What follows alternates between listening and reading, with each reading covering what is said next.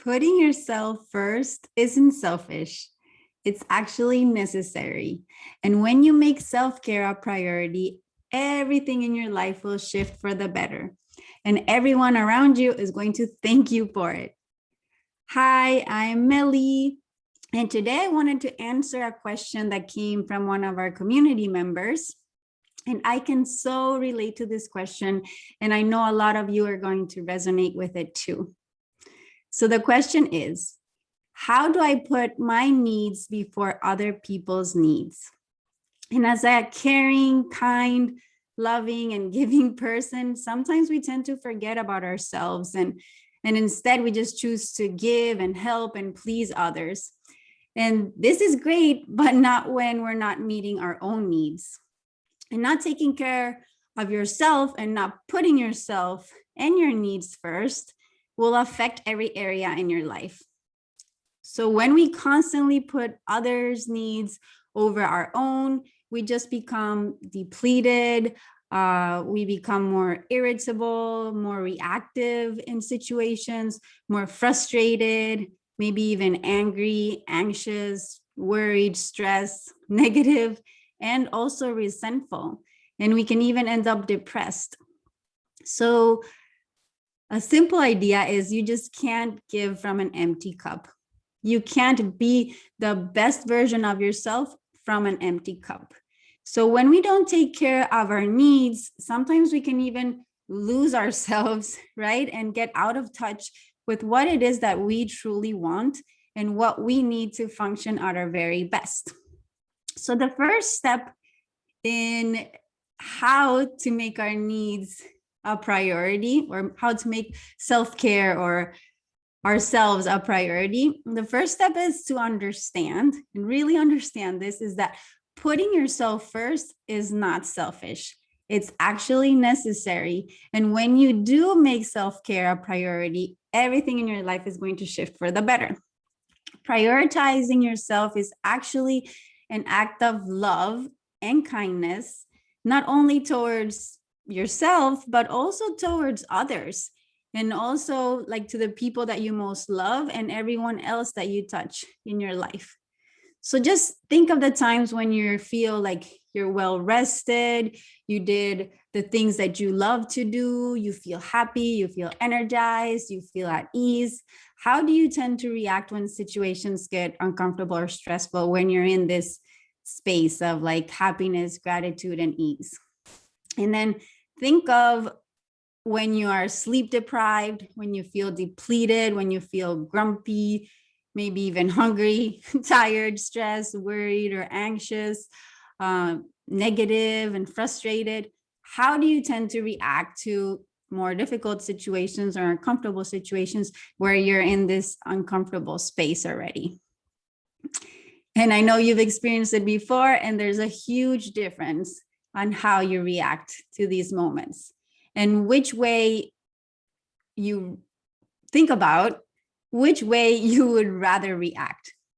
And I bet it's the way where your cup is full, right? When you're at ease and happy and content and grateful, your cup is full, you're going to react a lot more better and come from a place of being the best version of yourself. So the second step on how to make your needs a priority or make yourself a priority is to find out what fills up your cup.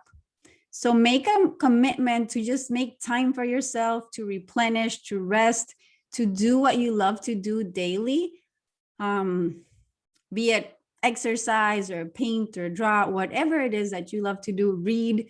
Just make sure you make a commitment to do that daily.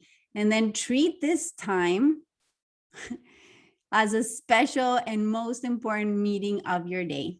Because yes, you are the most important person in your life.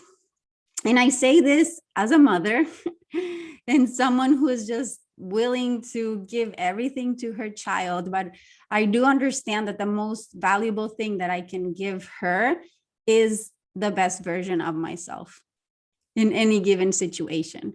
And not only will I be fully present with her when we're together and happy and playing, but I'm going to also avoid being reactive, maybe exploding in frustration or getting angry or even more frustrated. And I'm also, when the situations get uncomfortable, and I'm also going to be a living example for her. So if I want her to love herself so much that she walks through life just feeling grateful, confident, resilient, capable, respected, valuable, worthy, and at ease, and able to cope with difficult situations, then I must do this first. I must show a deep love for myself and put my needs first to be the living example for her. And when we put our needs first, everyone around us is going to thank us for it. And even the world will thank you for it, because you're going to show up in the world as the best version of yourself. And everybody wants to see that beautiful shining light of yours. And only when we are the best version of ourselves, only then can we do our best work. Only then can we take care of the ones we love in the best possible way. And only then can we touch everybody else in our lives and be an example to everybody that comes through our path. And the third step is to pause. I sometimes call it the sacred pause. And it's just taking a moment to pause and truly connect within and listen to what it is that you need in that moment. What is it that you need to receive to function at your very best? So as soon as, and I guess I mean this, whenever you start to feel a little uncomfortable emotion coming up, whether it's sadness, grumpy, frustration, anger, usually for me, I start to feel it a little bit in my body. Like I've been able to notice, I feel it a little bit before it even comes to mind. Like my body is already telling me hey, slow down.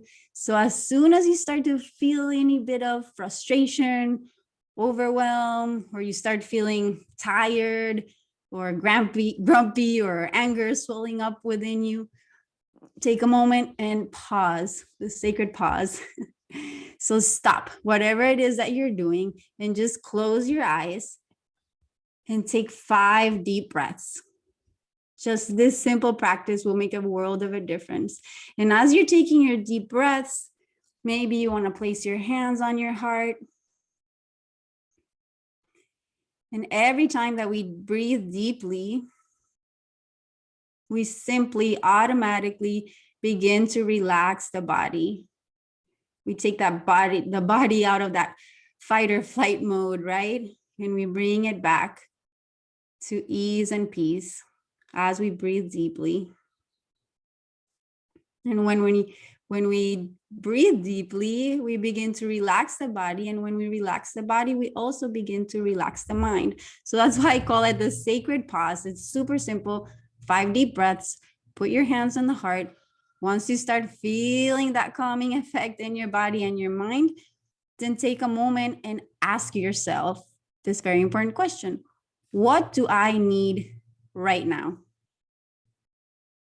What do I need?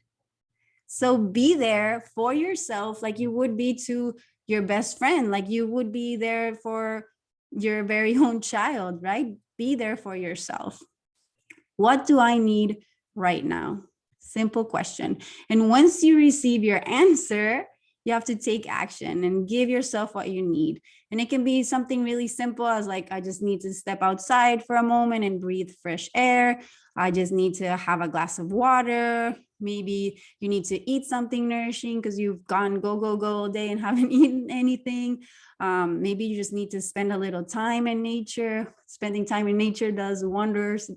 It always works. Or maybe you just need to call a friend and, vent or, get some encouraging words from somebody that cares about you. Maybe you need to take a nap. Maybe you just need a moment to yourself, like a couple minutes, or maybe you need a hug and you can ask, anyone that's around you to give you a hug. And if nobody else around, you can just hug yourself. I do it all the time. And it's surprising, just hugging yourself. It actually works too. So the fourth step is to set boundaries with others and with yourself too. So you are allowed, and actually for a healthy relationship with yourself and with anybody else, you are allowed to say no.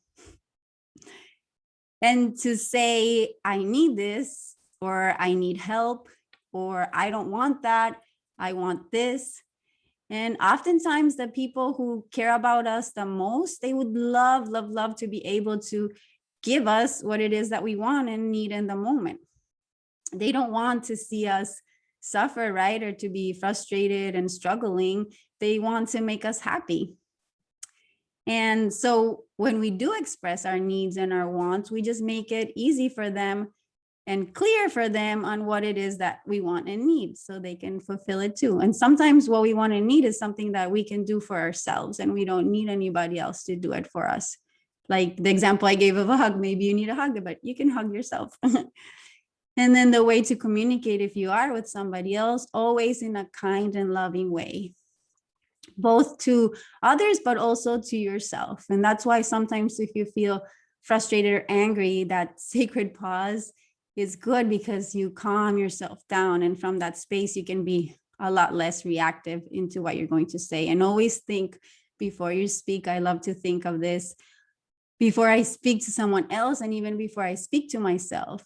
Is it true? Is it kind? And is it necessary? So there is a way to express your needs in a kind and loving way to others. So now it's time to take action, because listening and learning truly helps, but the key to make any lasting change, right, and to shift things for the better is to take action. And when I say take action, it might sound like a lot, but it's just one little step at a time, one baby step at a time. So for now, let me know in the comments below what your biggest takeaway is from this conversation that we're having today.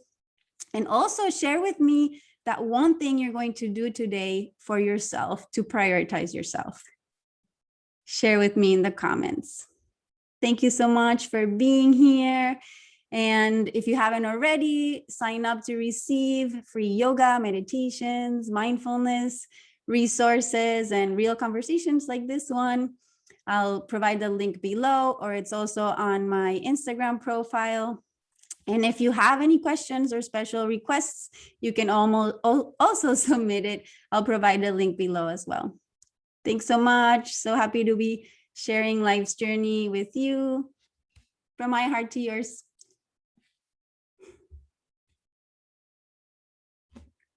Bye.